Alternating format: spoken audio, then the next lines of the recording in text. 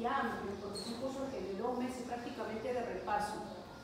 Hay, por ejemplo, de terapéutica médica, hay curso de uno que yo pienso que todos ustedes deben llevar, porque su fisiología y su anatomía está muy bajo, muy por debajo del nivel. Hay un curso ahí de morfofisiología, se llama, morfofisiología, de 2 meses. Es diario, pero hay o sea, yo sé que ustedes no van a poder asistir, ¿no? Pero hay un curso, el curso virtual, o sea, hay una modalidad virtual para que tengan ustedes acceso a las videoclases y puedan ustedes sustentar, fomentar o ponerle más base a sus ciencias básicas, ¿ya? También hay curso de patología, de fisiopatología, hay varios cursos. Ahí ustedes revisen. Yo les recomiendo, realmente les recomiendo que hagan el curso de morfofisiología, que es 2 meses.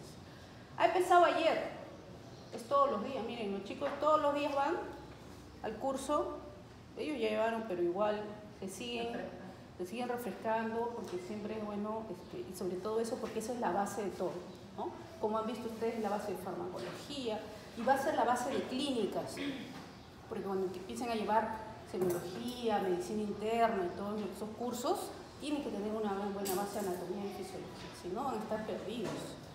Entonces, no sé, si no pueden ahora, vean la manera, de repente pueden comprar el curso virtual entre varios, y no está muy caro, me parece que está menos de 200 soles. Entonces, entre varios se pueden, porque a ustedes ahorita no les importa el diploma, ¿no es cierto? Entonces, pueden juntarse entre varios, pagar el curso virtual, todos acceder a ese curso, entre 3 o 4, y así poder mejorar su nivel. Porque ustedes, como les digo, son estudiantes de medicina y en algún momento van a enfrentarse a alumnos de otras universidades y tienen que mantener un buen nivel, ¿ya? Bueno, entonces entren nomás y ahí en el SEM, ahí aparecen todos los cursos, elijan el curso. Como les digo, yo preferiría que ustedes lleven morfofisiología nuevamente para poder mejorar esa parte que les falta, ¿ya? Bueno, entonces vamos hoy día a hacer 2 clases, histamínicos, y vamos a hacer broncodilatadores, fármacos usados en asma bronquial, que también es el tema de la práctica de hoy. Se les ha pasado también un caso clínico para que ustedes lo analicen, ¿no? Bien. Acá hay otro caso clínico que lo tenemos que revisar. A ver, dice: un varón de 35 años acude al médico por ampollas rojas, elevadas, pruriginosas, en brazos y piernas, ¿no? Ampollas rojas, elevadas y pruriginosas. ¿Cómo se llama esto? Probablemente es urticaria, ¿no? Probablemente es urticaria. Entonces, vamos a seguir viendo. 2 días antes consumió un platillo picante y condimentado. O sea, ya nos estamos orientando que posiblemente es urticaria, ¿no? Si estas ampollas son rojas, grandes, elevadas, ¿cómo se le llaman también? ¿Qué otro nombre tiene cuando son grandes? Abonos. Consumió un platillo rico, picante y condimentado en un restaurante al que había ido por primera vez. En la mañana siguiente observó que las palmas y las plantas estaban rojas, con prurito, ¿no? Escozor. En el transcurso del día también aparecieron lesiones en los brazos y piernas, igual de las mismas características. Luego empezó, o sea, así es la urticaria, ¿no? Empieza en un lugar y luego se va esparciendo a otras áreas, ¿no? También, delegada, por favor, siéntese, delegada. Se va expandiendo a otras áreas. Bueno, y se señala que unos 2 años antes tuvo un cuadro similar, se recuperó sin tratamiento. En la exploración física no hay síntomas de vías respiratorias ni de edema faríngeo. El diagnóstico es urticaria causada por alimento y sugiere que el paciente ingiera un antihistamínico. El tratamiento de la urticaria tiene que revisar, ¿ya? Para poder resolver este caso clínico tiene que revisar qué es la urticaria, cuál es la fisiopatología de la urticaria, cuáles serían las medidas de tratamiento. Hay tratamiento no farmacológico y también hay tratamiento farmacológico.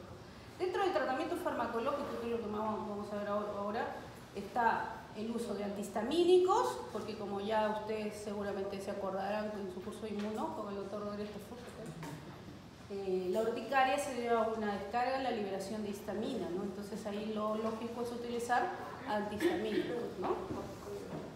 Sin embargo, también se tiene que usar corticoides porque hay que sostener la terapia. Y los antihistamínicos solos muchas veces no son suficientes, ¿no? Al día siguiente el paciente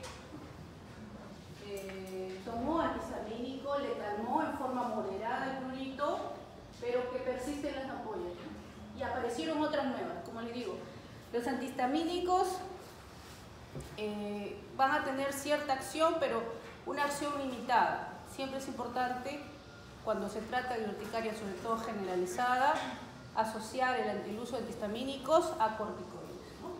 Entonces aquí, esa es la idea. Aquí ustedes tienen que resolver las preguntas, tienen que ampliar la información. No van a poner ahí, se debe usar corticoides. No, tienen que ampliar, ¿no? Cómo debe ser el manejo, cuántos días, etc. ¿Ya? Bien, ese es el caso. Entonces ahora vamos a ver un poco sobre los antihistamínicos. Los antihistamínicos han ido evolucionando desde que se descubrió la histamina en 1910. Se sintetizaron los antihistamínicos a partir de 1937 y a partir de ahí han ido apareciendo nuevos antihistamínicos, ¿no? Entonces tienen que recordar menos dos fechas, ¿no?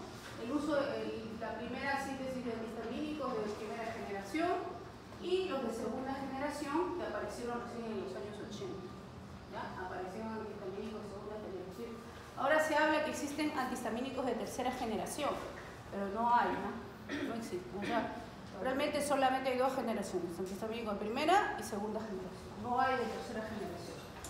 Se han encontrado receptores HT, también el H4. Bueno, recién se está empezando a conocer un poco cuál es el rol que tiene.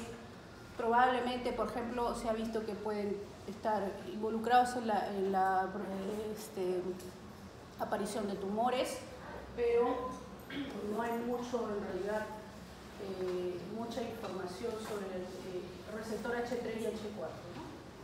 La histamina es una molécula que se produce a partir de un aminoácido que es la histidina, a través de una enzima histidina descarboxilasa se forma la histamina. Y básicamente vamos a tener la histamina almacenada, ¿dónde? Principalmente, ¿dónde está almacenada la histamina? En los mastocitos, ¿no? En los mastocitos. ¿Y dónde están los mastocitos? Mastocitos de todos los tejidos. En todos los tejidos de nuestro cuerpo tenemos mastocitos, ¿ya? Entonces, la histamina se puede liberar, así como dice, si los mastocitos están en cualquier área de nuestro cuerpo, quiere decir que la histamina se va a liberar en cualquier parte, ¿no? De los tejidos. Ahora, ¿cómo se libera la histamina? Se puede liberar independiente del calcio. Generalmente usted sabe que para que una vesícula salga, haya secreción, tiene que haber presencia de calcio, casi siempre. Pero en algunos casos la liberación va a ser independiente del calcio. Liberación por desplazamiento se denomina, y esto, por ejemplo, en esto están involucrados algunos fármacos como la morfina o algunos antibióticos que provocan liberación de histamina sin mediación de calcio, ¿no? ¿Ya? Por ejemplo, a un paciente le ponemos penicilina y de pronto hace un rash, pero no ha intervenido el calcio. Eso se llama liberación por desplazamiento. Cuando se daña el mastocito también puede haber un trauma mecánico por veneno. Se daña el mastocito por veneno o un trauma mecánico, también se puede liberar histamina sin presencia de calcio. Lo más frecuente es esto, liberación de histamina por presencia de calcio. Para que haya la degranulación de histamina a partir de los mastocitos, tiene que haber el IgE que llega a la membrana del mastocito, desencadena una respuesta intracelular que hace que se libere calcio, y ese calcio es el que provoca la liberación, la salida de la histamina. Eso es lo común, ¿no? Lo frecuente. Ahí vemos entonces la degranulación de los mastocitos, donde se produce la liberación de histamina. Hay varios mediadores en realidad, pero el más importante ahí es la histamina. Y la histamina va a actuar en diferentes receptores, ¿no? Ya hemos dicho que hay receptores 1, receptor 2, 3, hasta 4, ¿no es cierto? Hay 4 receptores. Y esos receptores van a estar localizados en diferentes partes del cuerpo también. En la piel, en los vasos sanguíneos, etc.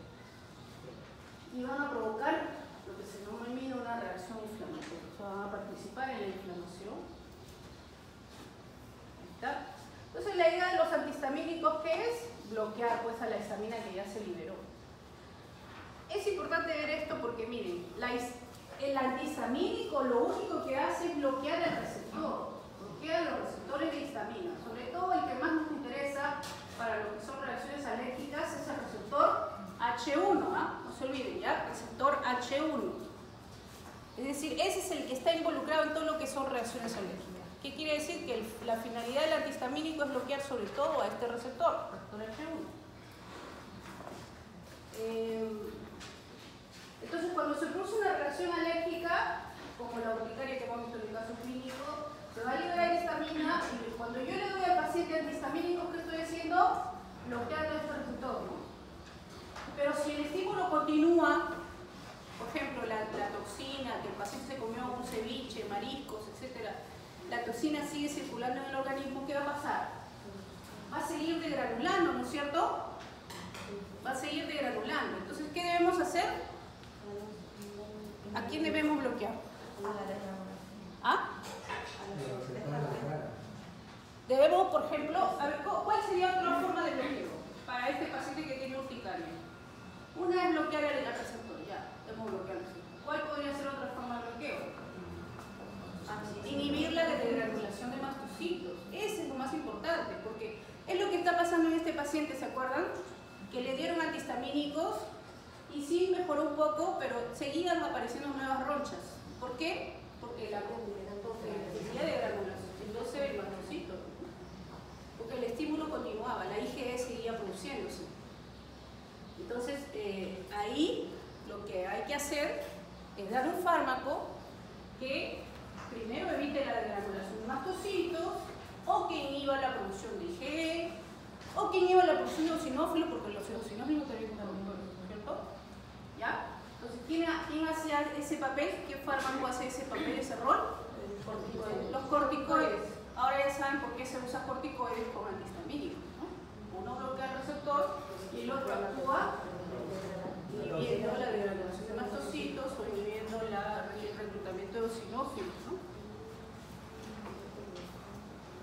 A ver, en algunos casos cuando la reacción alérgica es leve, basta con antihistamínicos, casi la mayoría de los casos, pero cuando ya ustedes ven que el paciente está enronchado todo el cuerpo o ya empieza a ver que hay más gravedad, más compromiso de otros órganos, entonces ahí sí, de todas maneras hay que usar corticoides. A ver, vemos aquí entonces la histamina va a actuar en diferentes órganos, en diferentes áreas. Por ejemplo, en el músculo liso bronquial. ¿Qué va a producir en el músculo liso bronquial? Broncoconstricción, ¿no? ¿Se acuerdan que hablamos del shock anafiláctico? El shock anafiláctico se produce porque hay una descarga masiva de histamina y una de las cosas que produce a nivel de bronquial es contrae todo el músculo liso. No solamente el bronquio, sino de la tráquea, el músculo bronquios mayores. Y por eso cuando el paciente está en una fase de shock anafiláctico, ¿qué es lo que van ustedes a escuchar? El estridor laríngeo, es una de las características, ¿no? El estridor laríngeo, porque hay una contracción de toda la vía respiratoria, entonces el paciente intenta tomar aire y al pasar el aire hace un estridor, ¿ya? Eso se llama estridor laríngeo, porque contrae toda la laringe hasta los bronquios más pequeños, ¿no? Donde hay músculo, además produce edema, ¿ya? Una de las cosas que hace la histamina es aumentar la permeabilidad vascular en los capilares pequeños, hace que el flujo sanguíneo, el plasma salga hacia los tejidos, provocando el edema. Lo mismo en las vías respiratorias. Cuando se hace una necropsia a un paciente que tenía un shock anafiláctico, se ve que hay edema laríngeo, ¿no? Edema laríngeo. La glotis se edematiza, y si se edematiza no hay forma que ingrese oxígeno, ¿no? Por eso el paciente, la mortalidad es muy alta con el shock anafiláctico. ¿Ya? Y el edema también se produce a otro nivel, en la piel, ¿no? Por eso en los jabones, ¿no? Es producto del edema. Y eso es por el efecto de la histamina que tiene la histamina y el receptor H1. Bueno, hay liberación de leucotrienos también, que van a provocar mayor vasoconstricción, mayor broncoconstricción. La histamina también produce reclutamiento de eosinófilos para poder potenciar más la respuesta alérgica. Y así como ven ustedes, la histamina tiene acción en diferentes órganos, ¿no? Secreción de moco también. Y acá vemos entonces, estamos hablando del receptor H1, ¿no? El receptor H1, ya hemos visto los lugares de acción. ¿Qué tipo de receptores? Es un receptor acoplado por proteína G. Y bueno, entre los efectos que hemos visto, aumenta la permeabilidad vascular. Y está involucrado en todo lo que son alergias, también náuseas. El receptor H1 está involucrado en las náuseas, por eso existe un antiemético bloqueante H1 que se usa, actualmente lo usamos cuando tenemos náuseas. Cuando ustedes se van a TIC, ¿qué hacen? Antes de ir, ¿qué toman? ¿Ah? Grabol. ¿Qué es el grabol? Dimenhidrinato. ¿Y qué es el dimenhidrinato? ¿Nunca han leído el inserto? Tienen que leer, pues, ¿no? ¿Qué están tomando? El dimenhidrinato es un antihistamínico H1. Es un antagonista H1. Entonces, el H1, este receptor H1 también está involucrado en las náuseas, ¿no? Bueno, desorden del sueño también. Ahí están. Los antagonistas son todos los antihistamínicos. Hay un receptor H3, H2 que se encuentra en las células parietales. El profesor que hizo antiulceroso les explicó que la célula parietal del estómago, uno de los blancos donde actúan los antiulcerosos es a través del bloqueo del receptor H2, ¿no? ¿Se acuerdan? ¿Ya? Así es, el H2. ¿Quiénes son los antagonistas H2? A ver, pregunta hoy día el examen.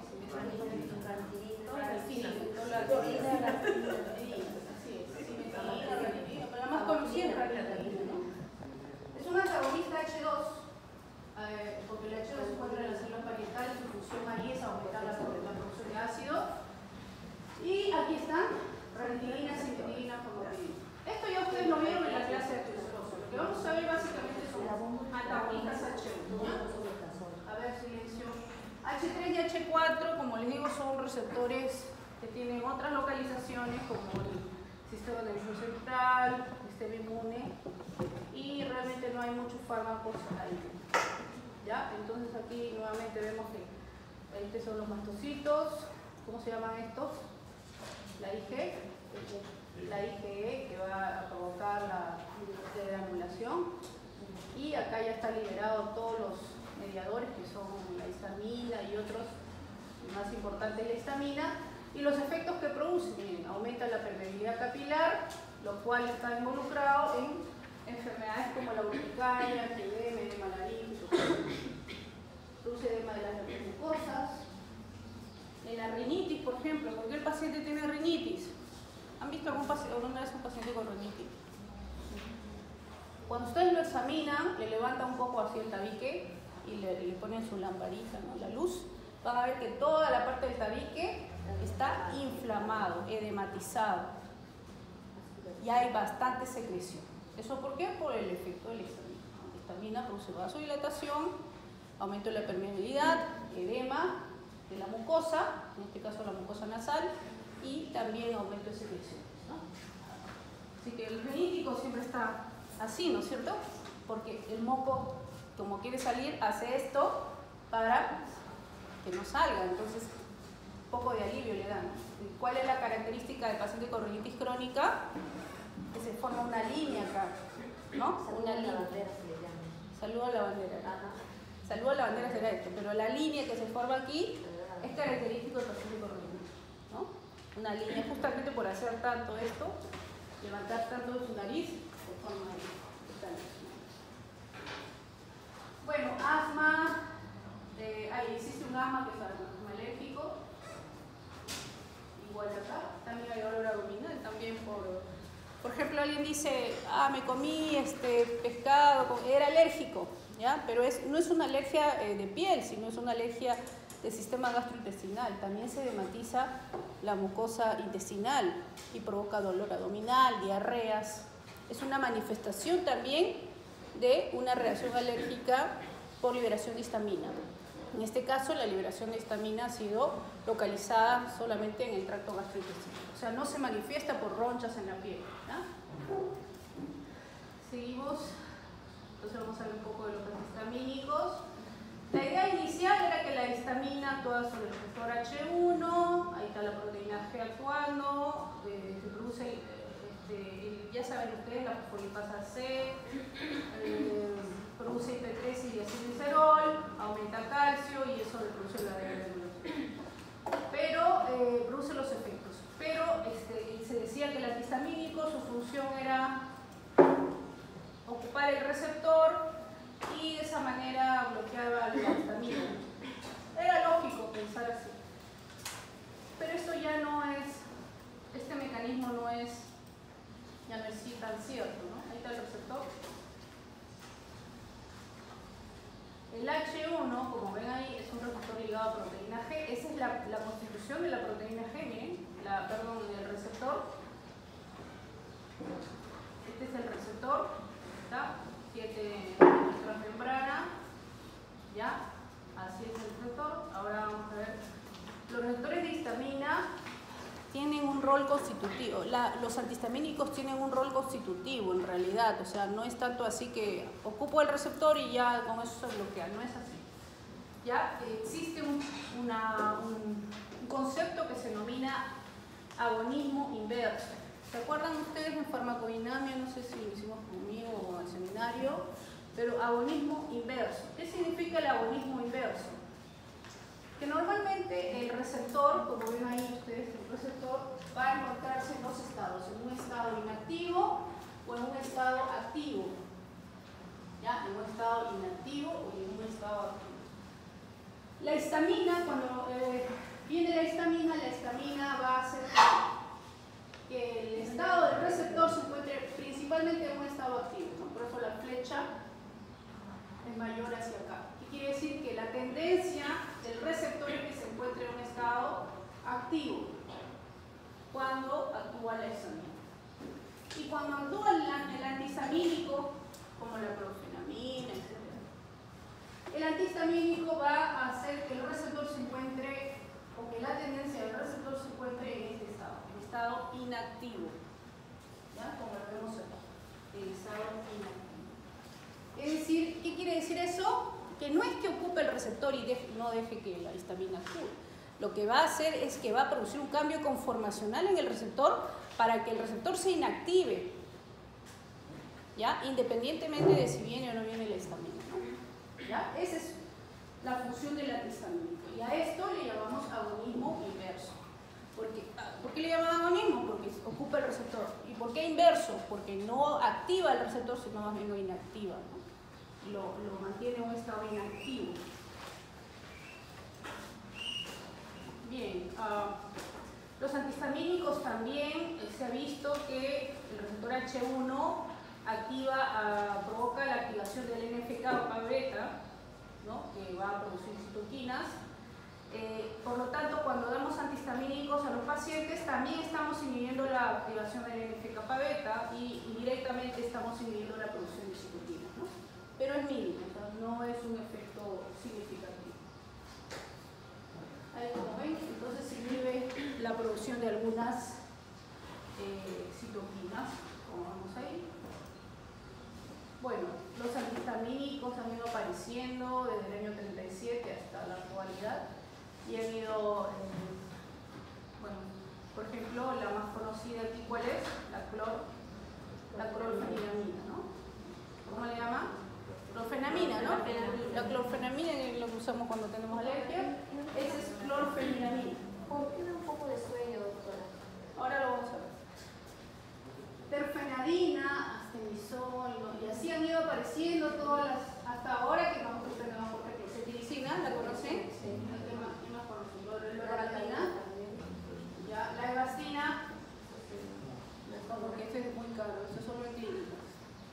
La deloratadina, la levocetiricina, sí, ¿no es cierto? Se decía que la desloratadina y la levocetiricina eran de tercera tercera generación, falso. Levocetricina y levodopa en realidad siguen siendo de segunda generación. Entonces, lo único que se hace es de la cetiricina está en estado racémico, que significa que está en dextro y levo, y se extrae la parte levo, que es la parte activa, y eso nada más se ha hecho. O sea, no amerita que se considere como una tercera generación. Siguen siendo de segunda generación. Bueno, la fexofenaína y la vilastina es una de las últimas, de los últimos antihistamínicos. Miren, como ven acá, al inicio, todos los antihistamínicos, a estos les llamamos de primera generación porque fueron los primeros en descubrirse, en sintetizarse. Estos, como ven ahí, todos tienen efecto antihistamínico, ¿cierto? Pero los primeros antihistamínicos, los de primera generación, se caracterizaban porque tenían también, además de ser antihistamínicos, tenían efecto anticolinérgico y también tienen efecto sedante, ¿ya? O sea, son anticolinérgicos y también sedantes, los de primera generación. Pero a partir ya de cierta etapa, ya estamos viendo que a partir del año 69, cuando ya se empezaron a descubrir nuevos antihistamínicos, se fue perdiendo el efecto anticolinérgico y sedante y se mantuvo solamente el efecto antihistamínico, ¿no? Es lo que se quiere en los pacientes. Están los antihistamínicos de primera generación, a ver a quién conocemos aquí. El dimehidrinato ya lo conocen, ¿no es cierto? Es Gravol. Bueno, no sé por aquí. La clorfenidamina, que es la más usada como un antihistamínico. El dimehidrinato se usa como antiemético nada más. La clorfenidamina sí es un verdadero antihistamínico que se usa para reacciones alérgicas, ¿no? Todos estos son de primera generación. La difenhidramina, ¿la conocen? No es muy conocida, pero sí también es comercial. La difenhidramina se usa también como para pacientes como un antialérgico también. La prometacina también y la ciprotadina, que también es un antihistamínico y se usa como un estimulante del apetito. Cuando los niños no quieren comer, se le da ciprotadina. ¿Ya? Eso viene en los jarabes, estos multivitamínicos que vienen, el Litón sí, ¿lo han escuchado? Ahí viene ciprotadina, es un antihistamínico. ¿Ya? Bueno, se usa entonces como antialérgicos, antieméticos, antiginosos, estimulantes del apetito. Ya hemos visto cuál es el estimulante, el antihistamínico estimulante del apetito. ¿Cuál es? La ciproheptadina. ¿Ya? ¿Cuál es el antiemético, antihistamínico, antiemético? Dimehidrinato, ¿no? Tiene también algún efecto anestésico local, produce efecto sedante y la característica es que puede ser usado por vía parenteral, ¿no? Entonces, cuando tenemos un paciente que viene a emergencia, por ejemplo, está enronchado, le administramos antihistamínico y el único que hay disponible vía parenteral es la clorfenamina, la clorfenidamina o clorfenamina, ¿no? Y estamos viendo. En cambio, los de segunda generación solamente son orales, así que vienen solo en tabletas, en jarabes, ¿no? En spray. No sirven para emergencia. En emergencia solamente usamos de primera generación y es la clorfenamina. Una característica de los de primera generación es que tienen corta vida media, así que hay que usarla varias dosis al día. Para que la clorfenamina funcione, tiene que ser usado 3 veces al día, a veces hasta 4 veces, ¿no? Cuando es aguda la situación, 4 veces al día. En cambio, los de segunda generación van a ver ustedes que no necesitan más que a veces una vez darlo al paciente, una sola vez al día, ¿no? Efectos secundarios de los antihistamínicos de primera generación: producen efectos centrales, somnolencia, agitación, sequedad de mucosas. Esta sequedad de mucosas se debe, por ejemplo, al efecto anticolinérgico. El paciente dice: tengo la boca seca, hay retención de orina y hay somnolencia, ¿no? El paciente, como dice su compañera, tiene mucho sueño. Ese es el efecto de los antihistamínicos de primera generación, muy característico. Bueno, produce teratogenia en las embarazadas y otros efectos, ¿no? Ataxia, visión borrosa.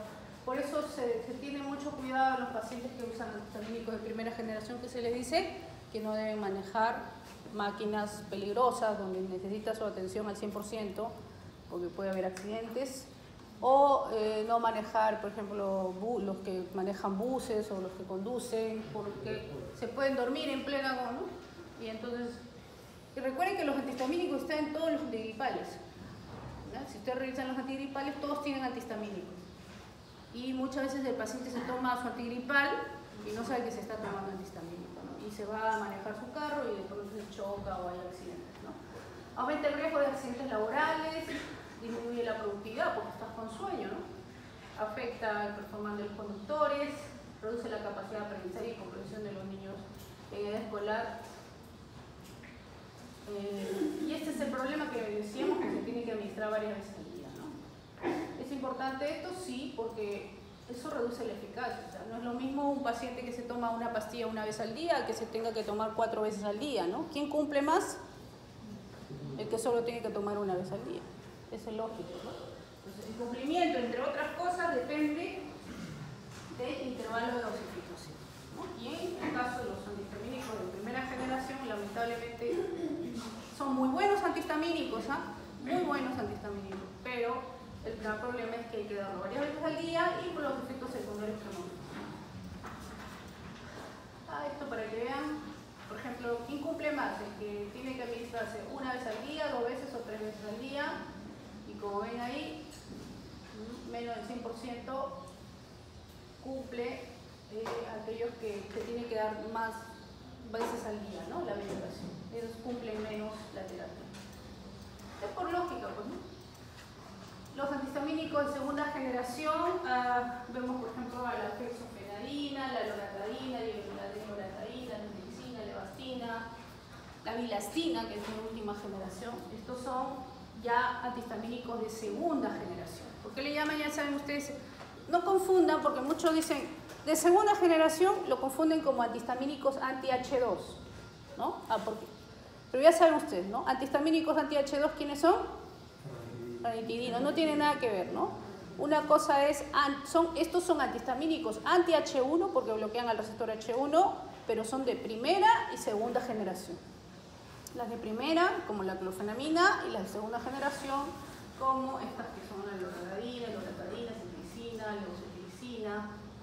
Por ejemplo, en este caso, ellos no producen somnolencia, no poseen efecto anticolinérgico.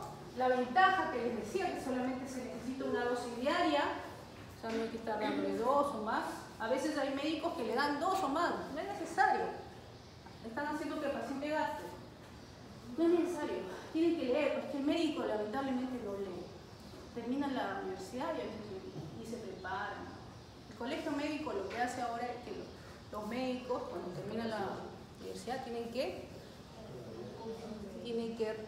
acreditarse, o sea, después de terminar van a tener que presentar documentos como certificados de que se están preparando durante ese tiempo, ¿no? Porque si no se desactualizan. No hay vía parenteral, como ya hemos visto, no tiene efecto anticolinérgico, no tiene poco efecto sedante. A ver, acá vemos que la afinidad por el receptor histamina es mayor con la desloratadina, ¿no? Y acá también vemos la interacción, que la desloratadina, por ejemplo, no tiene interacciones clínicas relevantes con otros medicamentos. Se ha probado con la eritromicina, el ketoconazol y la simetilina. Esto es de desloratadina y esto es con loratadina. Compara desloratadina con loratadina, la loratadina, que es esta columna amarilla, la loratadina tiene más interacción con otros medicamentos, ¿no? Más interacción con otros medicamentos. Como por ejemplo, aquí lo estamos viendo, si yo a un paciente está tomando ketoconazol, que es un antimicótico, y está usando desloratadina juntos, va a haber un mayor AUC, que significa una mayor biodisponibilidad de la desloratadina y más riesgo de toxicidad por desloratadina, ¿ya? Más riesgo de toxicidad por desloratadina. Así que por loratadina. En cambio, con loratadina vemos que acá no hay mucha interacción, ¿no? Una interacción leve. Bien, y con alcohol también, porque siempre se dice, los antihistamínicos no se deben tomar con alcohol. Eso es cierto, ¿por qué? Porque los antihistamínicos ya de por sí tienen efecto depresor del sistema nervioso. ¿Y el alcohol qué es? Es un depresor del sistema nervioso. Entonces, si juntamos dos depresores, vamos a ver ahí un efecto potenciado, ¿no? Y como ven ahí, la que tiene más interacción de los de segunda generación, la clorfenamina de hecho que tiene, ¿no? Pero de los de segunda generación, la levocetiricina es la que más interacción tiene con el alcohol, ¿no? Eso no quiere decir también que yo tome mi loratadina y tengo que ir a tomar alcohol necesariamente, ¿no? Pero la interacción es menor, ¿no? En cambio con levocetiricina ahí sí vamos a ver más interacción. Bueno, también hay interacción con jugo de la toronja, por ejemplo, vemos ahí que acá, sin jugo de toronja, esta es la curva normal. Y con jugo de toronja se disminuye la curva, ¿no? Esto en el caso de la fexofenadina. Disminuye. Quiere decir que reduce la biodisponibilidad. El jugo de toronja reduce la biodisponibilidad de la fexofenadina. ¿Y esto por qué? Porque el jugo de toronja al parecer inhibe el transporte y la captación, la absorción de fexofenadina en los enterocitos, ¿no? Eso no ocurre, por ejemplo, en el caso de la loratadina. Bien, entonces acá estamos viendo igual con los alimentos, cetiricina, miren, sin alimentos, esa es la curva normal y el área. Y cetiricina con alimentos, miren cómo se reduce, 23 a 3% menos. ¿Ya? Entonces, ¿cómo se deben tomar los antihistamínicos? ¿Con o sin alimentos? Los de segunda generación. ¿Con o sin alimentos? Sin alimentos. ¿Ya? ¿Por qué? Porque con alimentos se reduce pues, la concentración. Es como si estuvieras tomando la mitad, o bueno, 30% menos. Es como si tu dosis de 10 miligramos no estuvieras tomando 10, sino estuvieras tomando 7, 5, menos. ¿Ya? Entonces no tomar con alimentos. ¿Ya?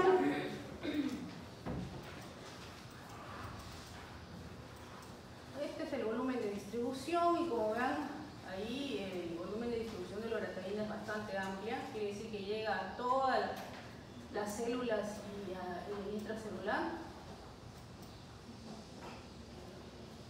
También los antihistamínicos llegan al sistema nervioso central, y lo que preguntaba su compañera, ¿por qué cuando tomo antihistamínicos me da sueño? Es que los antihistamínicos llegan al sistema nervioso central. ¿Ya? Hay un área que es el área temporal, área prefrontal, que es justamente el área donde uno está atendiendo. Por ejemplo, ahorita si alguien está atendiendo, quiere decir que está activado, ¿no? Si le tomamos este es un scan, le hacemos un scan cerebral, entonces el área temporal, prefrontal y del cíngulo están activadas porque hay atención. Y se ha visto que con los antihistamínicos estas áreas están disminuidas. Por ejemplo, este dice, después de la administración de ketotifeno, que es un antihistamínico, se ve que hay estas áreas están inactivadas, ¿no? Esto está asociado con una mayor somnolencia y déficit cognitivo. Entonces, los antihistamínicos de primera generación ocupan el 50-90% de receptores cerebrales H1. En cambio, los de segunda generación solo ocupan de 0 a 20%. ¿Quién tiene entonces mayor efecto sedante o mayor efecto en el sistema nervioso central? Porque ocupan más receptores de vitamina cerebral. En cambio, estos solamente pueden ocupar hasta el 20%.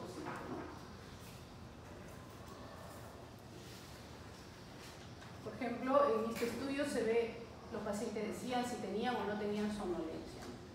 Y con los antihistamínicos de segunda generación, acá para compararlos de segunda nada más, se ve que en algunos casos sí hay somnolencia. Por ejemplo, con levocetiricina sí, cetiricina sí, evastina también, misolastina. En cambio, con loratadina, de loratadina no hay somnolencia.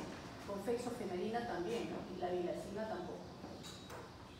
O sea, ¿qué quiere decir esto? Que dentro de los de segunda generación también existen algunos que provocan más somnolencia que otros. Los de primera generación definitivamente producen somnolencia y dentro del grupo de los de segunda, algunos producen más somnolencia que otros. La cetiricina produce más somnolencia que la loratadina. Entonces está, como decíamos, la cetiricina, la levocetiricina, la avastina y la misolastina producen más somnolencia. Esto dentro del grupo de los de segunda generación, ¿no? En cambio, la desloratadina, la loratadina no están asociadas. Hasta la levocetiricina está mal. Desloratadina, loratadina, fexofenadina y lastina no están asociados a aumento de somnolencia, ¿no? Entonces, si tenemos un paciente, por ejemplo, hoy día ustedes tienen examen, ¿no es cierto? Y justo le da un cuadro de resfrío, gripal o se les exacerba su rinitis, ¿qué tomarían? ¿Cómo van a tomar cetiricina? Estoy diciendo que cetiricina quieren venir a dormir acá, además de estar en el examen y ahí durmiendo. Pueden tomar loratadina, fexofenadina y desloratadina. Esto les he dicho que está mal. ¿Ya? Entonces, loratadina, desloratadina, fexofenadina.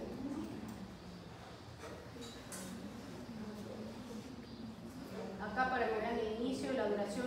La duración de acción en todos los casos es de 24 horas. Esto hay que decirle mucho a los médicos, como les dije, porque los médicos dicen cetiricina cada 12 horas o loratadina cada 12 horas. ¿Para qué? Si el efecto de la loratadina es de 24 horas, una tableta diaria es suficiente. Si le da 2, 3, no hace nada. Al contrario, estás haciendo que el paciente gaste más. Y el inicio de acción es de 2 horas. O sea, el efecto es rápido, ¿no? Inicia. Ya, a ver, no interacciona con los alimentos, ¿no? El que sí interacciona es la fexofenadina, que ya habíamos visto un cuadro. No hay antihistamínicos de tercera generación. Este es el consenso de Conga. El consenso de Conga es el consenso de antihistamínicos que habla sobre los nuevos antihistamínicos y establece que no existen antihistamínicos de tercera generación. Bueno, este es un resumen para que lo revisen. Ya, vamos a hacer un break.